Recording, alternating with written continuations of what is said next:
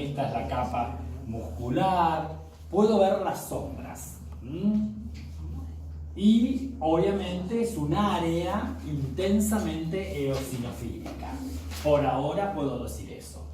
Ya veo yo núcleos acá, veo núcleos con el HIE. Es bajo aumento esto, acá me cuesta también reconocer el núcleo, pero acá sí yo diferencio lo rosado de lo azul. Por lo tanto, si yo veo algo azul o púrpura, eso es basófilo. El basófilo con el HIE es el núcleo. Entonces infiero que estoy viendo los núcleos. Acá eso no lo veo. Pero no nos adelantemos, ¿sí? Simplemente estamos haciendo el ejercicio. Aumento de la eosinofilia en el citoplasma. Y el núcleo puede sufrir varios tipos de modificaciones. Una era la que dijo él, ¿no es cierto? Condensación exagerada de la cromatina nuclear, que trae como resultado lo que conocemos como pignosis. ¿Qué otra situación puede sufrir el núcleo? La cariorexis. Que se fragmente ese núcleo, ¿no es cierto? Y eso se llama cariorexis. Y si no, directamente por las aleneasas se disuelve totalmente el núcleo y ya no lo veo. Ya no lo veo, veo como una sombrita donde estuvo el núcleo, pero ya no veo el núcleo. Y eso es cariolisis. Muy bien. Sí. Una pregunta. ¿La cariorexis es posterior a la pignosis? Son distintas alteraciones. Sí, generalmente sí, pero no es que una se sucede con otra. Son distintas modificaciones que puede sufrir el núcleo. O se condensa intensamente, en algunos casos lo vemos muy condensado, en otros casos directamente lo vemos fragmentado el núcleo y en otros casos directamente se disuelve el núcleo. Porque me dio a entender, porque mira lo que dice. Esto es lo que me confundió. Disculpa. A mí no me vengas a tomar lecciones. No. Falta de respeto. Usted lea, estudia en su casa. Pero no me venga a decir, acá dice. Sí, ya sé, ese libro lo leí hace 30 años que lo leo. Ya sé todo lo que dice ese libro. Sí, dice pignosis, cariorexis, cariolisis. Pero no es que es una sucesión de acontecimientos. ¿Sí? Son distintas desorganizaciones del núcleo de acuerdo a el proceso en sí. A veces llega simplemente a la condensación, pero la pignosis, que es una desestructuración del núcleo, porque el núcleo se condensa. ¿Por qué se condensa el núcleo? ¿Por qué se condensa la cromatina nuclear? Por la desnaturalización de los histones. No lo sé, pero supongo que debe ser por la desnaturalización de las histones. Vayamos al esquemita de la fisiopatología de la lesión hipóxico-isquémica. ¿Sí? ¿Se acuerdan que los acontecimientos más importantes que teníamos que tener en cuenta cuando la situación esta de lesión, muerte y necrosis está vinculada a la hipoxia o a la isquemia? Bueno, ¿qué le sucede a la célula? Bueno, una de las cuestiones más importantes es la desestructuración de la membrana, las alteraciones de la membrana. Pero desde el punto de vista, o sea, lo vulnerable en esa célula por la hipoxia es la membrana, por supuesto todo lo genético, la información genética se altera, la síntesis proteica se altera y la fosforilación oxidativa, o sea, la respiración aerobia se altera. Esos son los 4 puntos vulnerables a la hipoxia. Entonces, al afectarse la mitocondria y aumentar el poro de transición mitocondrial, ¿no es cierto? En el caso de la necrosis, bueno, se lesiona la mitocondria por la entrada masiva de calcio. Entonces disminuye la formación de ATP por parte de la mitocondria, con además el accionar de las especies reactivas del oxígeno. ¿Sí? Entonces se lesiona la mitocondria, disminuye el ATP. El ATP obviamente se necesita para la síntesis proteica en el retículo endoplásmico rugoso, entonces se disocian los polisomas de los ribosomas, disminuye la síntesis proteica, ¿no es cierto? Y eso trae aparejado luego justamente la disminución de lipoproteínas excretoras y hace que los triglicéridos en las células también se empiecen a acumular y trae como consecuencia en algunos casos la esteatosis, que era un cambio morfológico de lesión reversible. Pero por otro lado, se altera la membrana. Entonces, ¿por qué? Porque el ATP se necesita para el accionar de la sodio-potasio ATPasa, que es la que modula y regula la entrada de iones y la salida de iones de la membrana. Entonces, aumenta la permeabilidad de membrana en un principio, entra mucho sodio que atrapa agua, ¿no es cierto? Y por supuesto entra mucho calcio, y sale potasio. Al entrar mucho calcio se activan enzimas, y las enzimas justamente, bueno, son las que después activan las distintas fosfolipasas, elastasas, distintos tipos de enzimas, adeneasas, etc. Se activan y después se altera la respiración aeróbica. Entonces, aumenta la glucólisis, ¿no es cierto? Se consume el glucógeno de la célula. Entonces, al disminuir la cantidad de glucógeno, le da a la célula ese aspecto un poco como apolillado o en vidrio esmerilado. El accionar enzimático la hace que se vea así como apolillada, y la disminución glucogénica que se vea como en vidrio esmerilado la célula, y disminuye el pH, y la disminución del pH, ¿no es cierto?, por el aumento de ácido láctico, de formación de ácido láctico, hace que se condense la cromatina del núcleo. Entonces, en un primer momento, por allí, dada la situación, solamente o alcanzamos a ver células con pipinosis del núcleo, ¿no? Pero si esto sigue su curso, el núcleo después puede fragmentarse y encontrar núcleos fragmentados, o realmente por el accionar intenso de las adeneasas activadas puede disolverse, ¿sí? Entonces, vamos a buscar los cambios nucleares, vamos a buscar los cambios citoplasmáticos. Los cambios de la membrana los inducimos, los inferimos, pero realmente uno no los ve exactamente al microscopio óptico, ¿sí? Bueno, acá vemos un corte de la pared un poco más cercano. ¿Ven? Como adivinamos la zona de la mucosa y el resto de la pared. Más allá del aspecto de esta pared, ¿no es cierto?, se le suma, como bien dijimos, hemorragia. ¿Por qué? Porque en esta situación en particular, dadas las características de irrigación que tiene el intestino delgado, recordemos que el intestino delgado tiene muchas anastomosis. Entonces puede ser que un vaso se obstruya y no le llegue sangre, el riego se ve alterado, disminuido, isquemia, ¿no es cierto? O sufra las consecuencias de una hipotensión intensa, ¿no es cierto?, de una situación de shock, etc., que lo va a llevar a que se lesione de esta manera, las células mueran y se necrosen. Pero dependerá de la gravedad de este estímulo, de la duración de la isquemia, dependerán los hallazgos, y por supuesto también dependerán los hallazgos de la capacidad que tengan o no estas células a adaptarse a un medio, en este caso hipóxico. Pero dada el tipo de irrigación que tiene el intestino delgado, a la lesión producida por la hipoxia en sí, vinculada a la isquemia, supónganse, se le suma paradójicamente más daño, por lo que conocemos como lesión de isquemia reperfusión, ¿sí? Entonces, en este caso en particular, no es siempre así, a la lesión hipóxica se le suma una lesión de isquemia reperfusión. Y eso depende justamente del tipo de irrigación que tiene el intestino. El intestino tiene una buena irrigación con muchísimas anastomosis, ¿sí? El intestino delgado, ¿quién la irriga?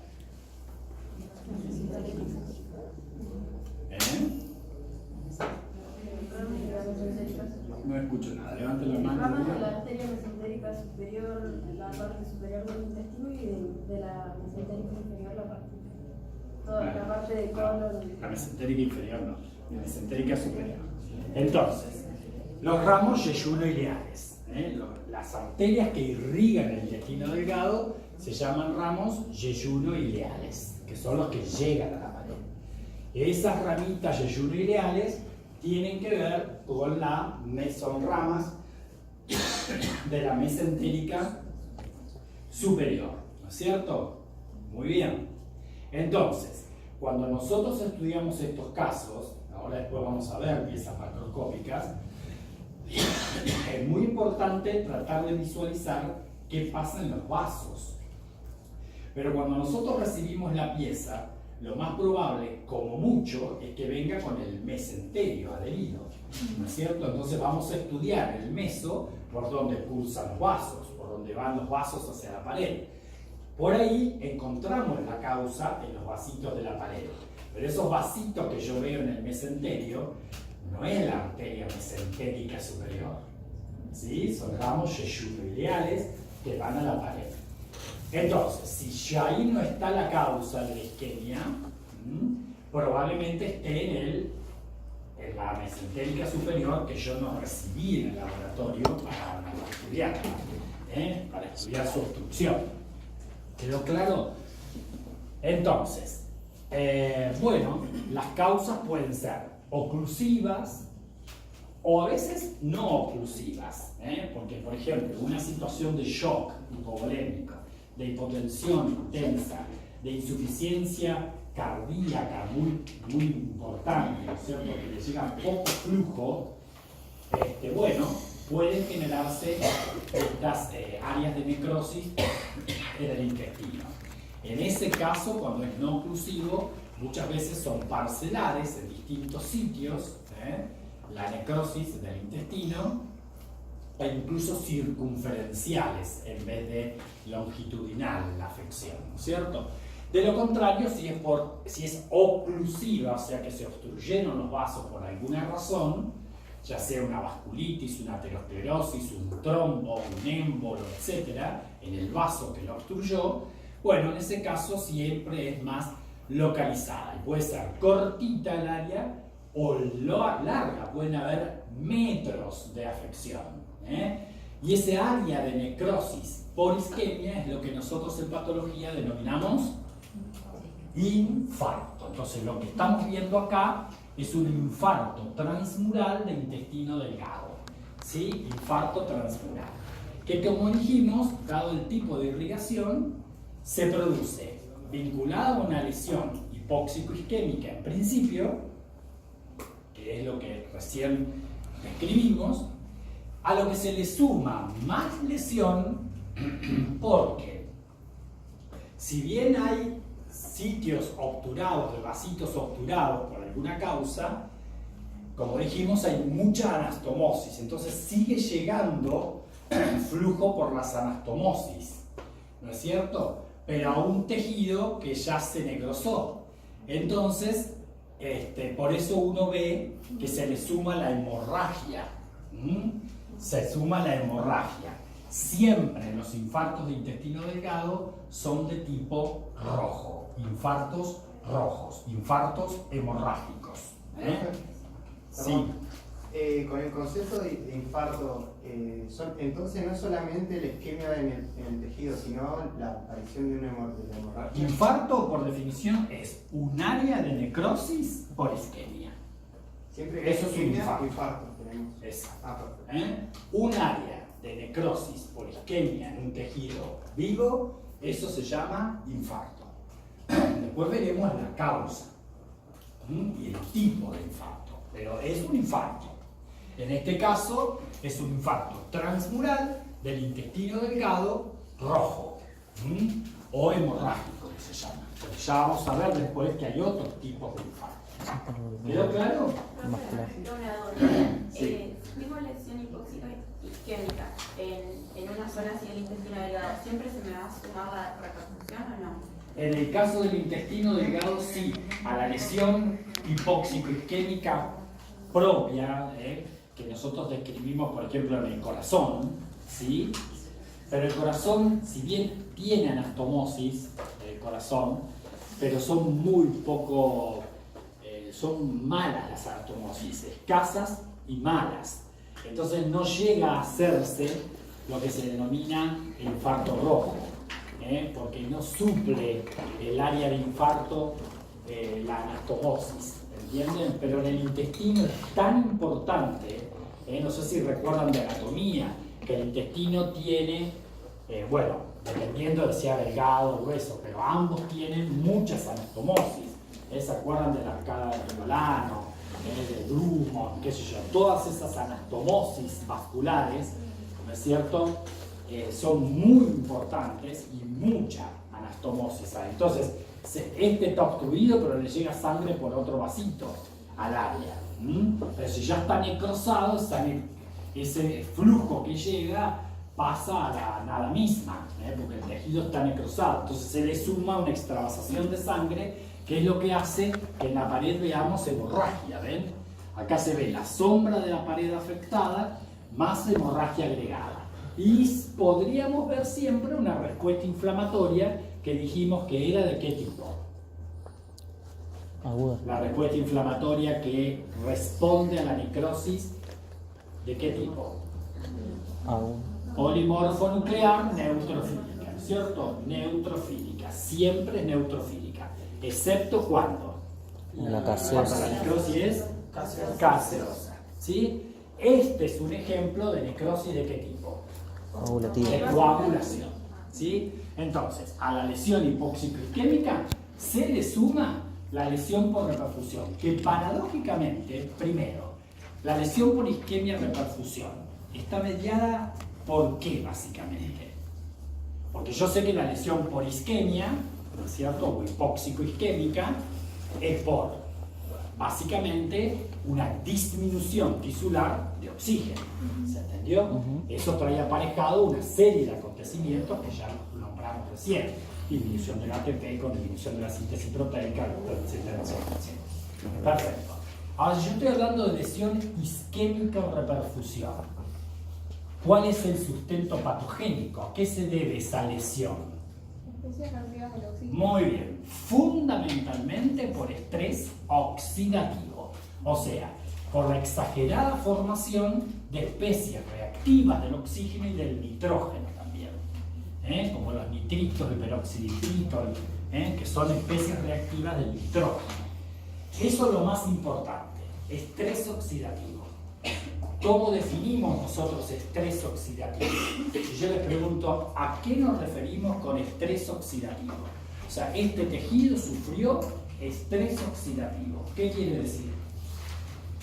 Puede ser porque aumenta tanto de forma excesiva su producción o porque disminuye su... Muy bien, es el desequilibrio entre la producción, ¿no es cierto?, de especies reactivas versus, ¿no es cierto?, la posibilidad de contrarrestar el accionar de estas especies reactivas. Entonces, si disminuye la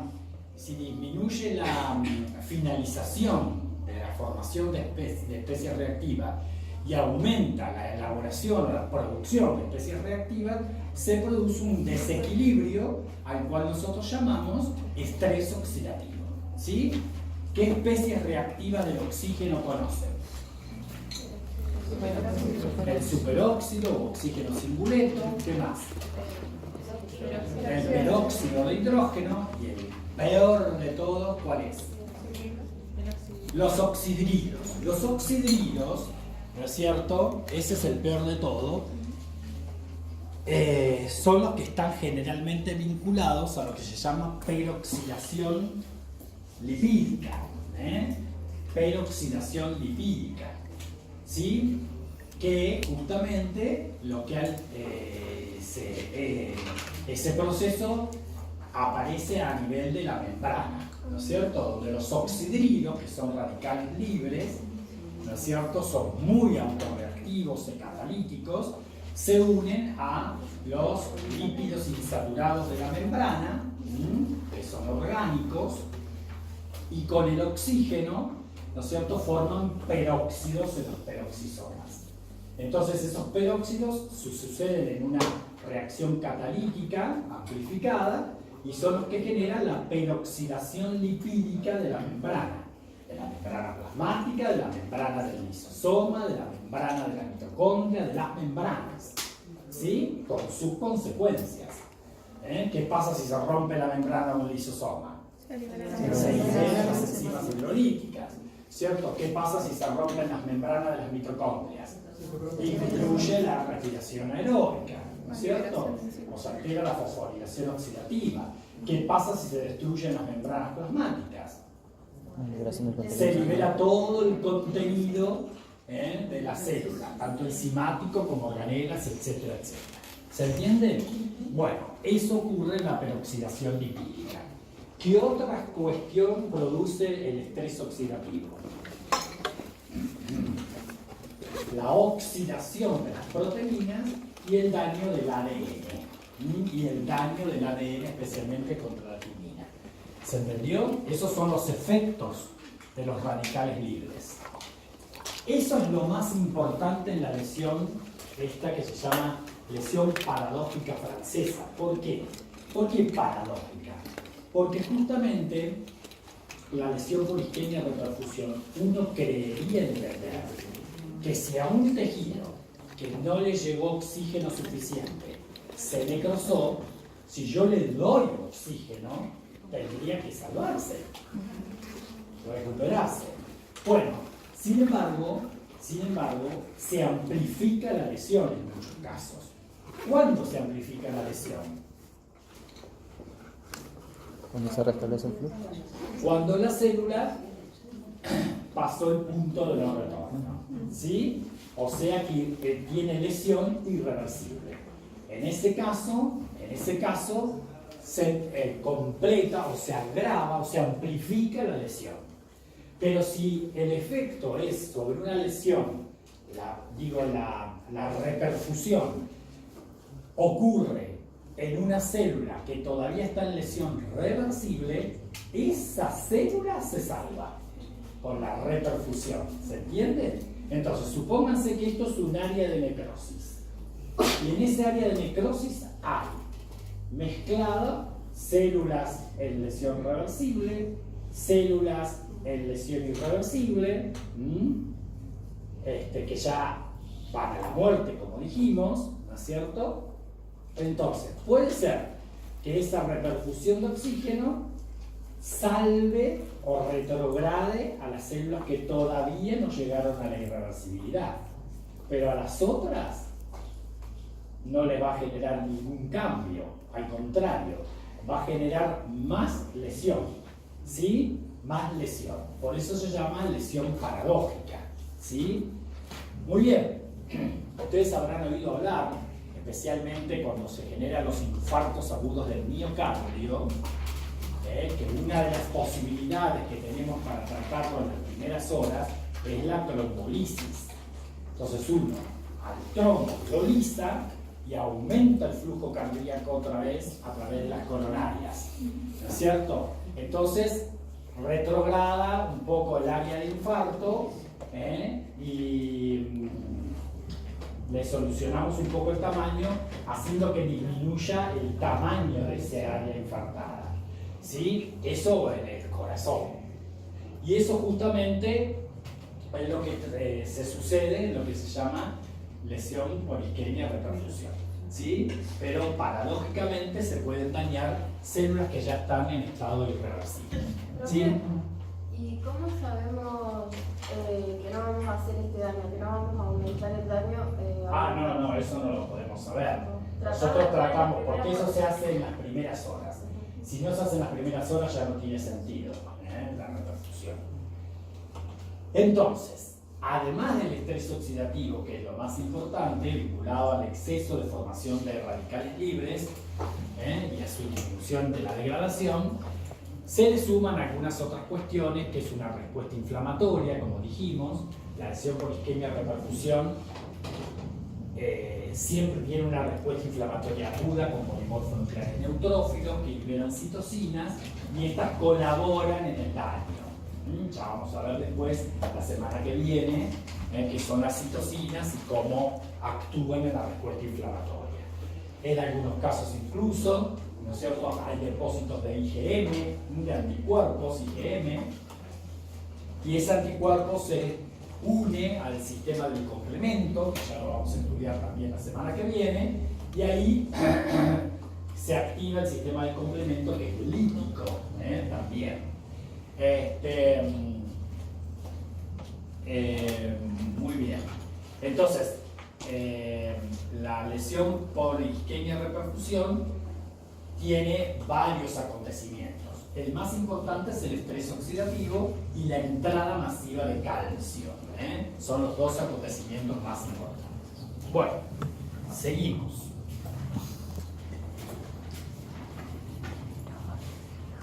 Bueno, esta es otra vista. Ven cómo uno puede. Esto está necrosado, sin embargo yo puedo adivinar la sombra. Es el típico aspecto de la necrosis de coagulación, que es la más importante que debemos conocer.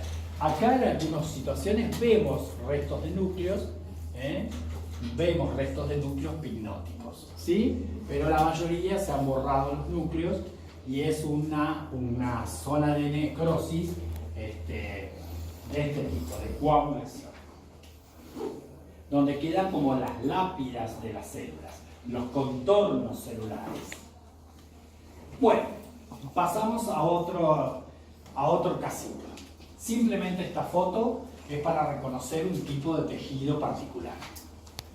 ¿Cierto? ¿Qué te parece? ¿Qué tejido estás viendo? Músculo. ¿Músculo liso, músculo estriado esquelético o músculo cardíaco? ¿Por qué dicen que eso es músculo cardíaco? Las fibras representan los núcleos en la periferia. Bueno, entonces eso es músculo esquelético. ¿Sí? Es músculo esquelético. Los núcleos en la periferia son los del músculo esquelético y las estriaciones están hablando del músculo esquelético. ¿Sí? Músculo esquelético. Muy bien. Así se vería normalmente el músculo esquelético normal, sin ningún tipo de alteración. ¿Sí? Bueno, ya en la periferia de la foto, obviamente, hay un poquito de tejido óseo, pero esto es como si fuese el músculo esquelético, supónganse, de un miembro, de un músculo de un miembro. Muy bien. Reconocemos el músculo esquelético. Pero ¿qué pasa en esta foto? A ver, acá la coloración se ve diferente simplemente por una cuestión de colorante utilizado. Para estudiar músculos se utilizan unas coloraciones muy particulares que le dan este color como azulado al músculo, pero no importa, eso para ustedes saben. Pero sí podemos ver la disposición de estas fibras musculares. En este caso cortadas no longitudinalmente, sino que están cortadas transversalmente, ¿cierto? Por eso las vemos así, pero fíjense con sus núcleos siempre en la periferia, ¿sí? En la periferia. De lo contrario, la veríamos el núcleo a nivel central, si fuera músculo cardíaco, y además el músculo cardíaco tiene discos intercalares, ¿sí? Muy bien, entonces, ¿qué podemos observar en esta foto? Acá se aprecian las, ¿cómo se dice? Las estriaciones, pero mucho menos, están como, se ven menos, primero por el tipo de corte tangencial y por la coloración que tiene. Puede ser que en el centro se vean fibras musculares mucho más, o sea, como atrofiadas. Muy bien, o sea, sin ponerle un nombre, ¿no es cierto? Se Yo ven puedo pequeños. comparar, ¿no es cierto? Que hay fibras musculares como esta, de un tamaño X, pero hay fibras musculares disminuidas en tamaño, ¿sí? Disminuidas en tamaño. Situación que nosotros en patología, ¿no es cierto?, inferimos que tiene que ver con algún mecanismo de adaptación. En este caso, la disminución del tamaño que trae aparejada la disminución del tamaño del órgano en cuestión, en este caso de la masa del músculo, es lo que conocemos como atrofia muscular. Bueno, atrofia celular, en este caso de fibras musculares esqueléticas. ¿Sí? Entonces, más allá de definir qué es la atrofia y saber que la atrofia es un mecanismo de adaptación, ¿no es cierto? Bueno, ¿por qué se puede llevar a cabo la atrofia? Ustedes saben que la atrofia puede ser fisiológica como patológica, ¿no es cierto? Bien, a ver, ¿qué ejemplos de atrofia fisiológica conocen? Falta de uso de... Pero eso no es fisiológico. Pero eso es patológico. ¿En embriogénesis puede ser? Básicamente, ¿no es cierto? En la morfogénesis. ¿Sí? Por ejemplo, que se atrofia el conducto tirogloso.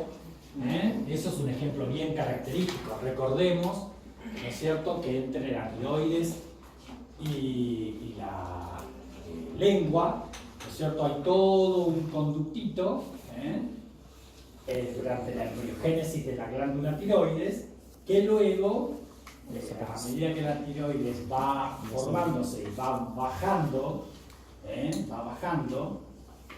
y ubicándose en el lugar que le corresponde y madurando, se va atrofiando todo ese trayecto, todo ese conducto que le sirvió a la tiroides para desplazarse desde su origen, ¿no es cierto?, hasta el lugar en donde después asienta la glándula, en el cuello. Eso se llama conducto tirogloso. Muchos pacientes tienen resabios de ese conducto tirogloso, porque si bien se va atrofiando, se obstruye hasta que desaparece, queda como un cordoncito fibroso, desaparece, se atrofian todas las células que constituyen el conducto tirogloso. A veces queda un remanente, que eso, ¿cómo se llama en la tiroides? Ese remanente. Lóbulo piramidal. El lóbulo piramidal, o la pirámide de la Alouette, ¿sí? Resabio embriológico del conducto tirogloso. Eso es un ejemplo de atrofia fisiológica que sucede en la morfogénesis, ¿sí? O por ejemplo, que se atrofie la notocorda. Que se atrofie la notocorda. ¿Sí? Bueno, hay situaciones de ese tipo. O la atrofia que sufre el útero después del parto, que disminuye de tamaño el útero también por involución de tipo hormonal. En este caso estamos viendo un ejemplo de atrofia pero patológica, que puede ser localizada o generalizada, ¿no es cierto? Esto es uno de los ejemplos más característicos a nivel del músculo esquelético y es por el desuso, la atrofia por desuso o la atrofia esa que se ve generalmente en el paciente que tiene un yeso, bueno, ahora ya no se usa más yeso, pero que están inmovilizados durante mucho tiempo, ¿no es cierto? Y cuando le sacan esa bota o ese yeso, ven que el gemelo está así atrofiado, bueno, eso es por el desuso del músculo, ¿no? ¿Es reversible esa situación? Sí, ¿no? Hasta cierta medida es reversible. Puede ser, ojo con la atrofia, que si bien la célula empequeñece porque disminuye el trabajo mecánico de la misma, entonces disminuye su actividad metabólica, disminuye su síntesis proteica o aumenta su degradación proteica a través de distintos sistemas como el de ubiquitina proteasoma o el de las hidrolasas lisosómicas, etc. A veces incluso se forman algunas vacuolitas autofágicas con residuos, especialmente de pigmentos como que se llama pigmento de desgaste,